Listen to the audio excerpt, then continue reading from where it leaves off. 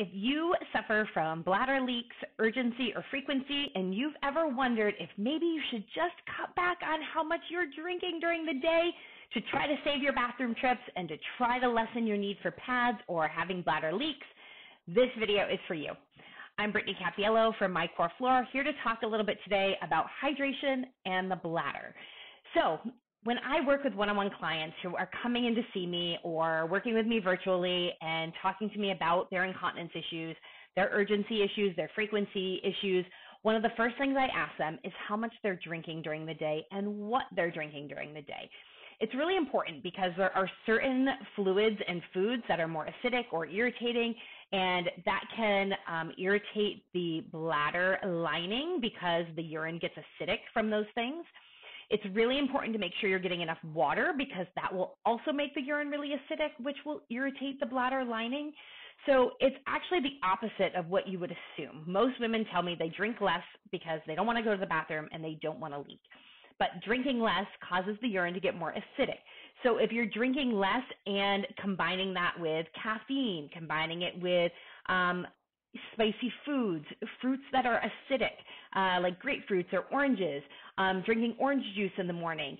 Any of those sort of things combined with not enough water will actually make the urine acidic, irritate the bladder lining. When the bladder lining gets irritated, what happens is the bladder starts to spasm.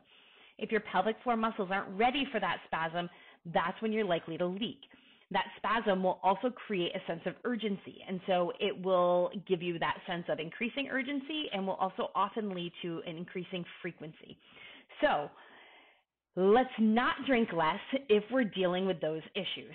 Now, that said, I have some women that will leave and tell me they went from drinking 16 to 24 ounces a day to 80 ounces a day, and they've been in the bathroom constantly, and they're leaking, and they're frustrated, and they don't believe me with what I said because I told them if they drink more, the bladder would be less irritated because the urine wouldn't be acidic. But there is a learning curve for your body. If you have been drinking 16 to 24 ounces a day, your body is not used to being fully hydrated. So you've got to increase your fluid intake gradually. So if you're drinking 16 to 24 ounces a day, what I want you to do is I want you to increase by a half a water bottle to a water bottle a day, okay? We're starting slow. Your body has to get used to having more fluid in it, better hydration, and that's when you're going to start to see where you're not having increased urgency, less leaking because the bladder is less irritated because the urine is not as acidic. The goal for how much you should be drinking is half of your body weight in ounces per day of water. So if you weigh 150 pounds, you should be shooting to drink 75 ounces a day.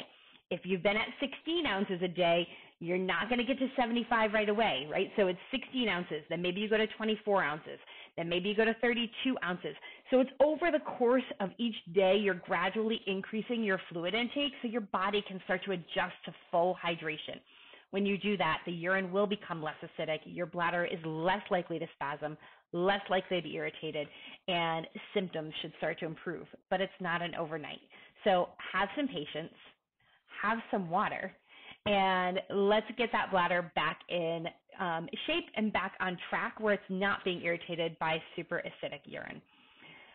On that note, have something to drink, fill up that water bottle, and we'll talk soon. Take care.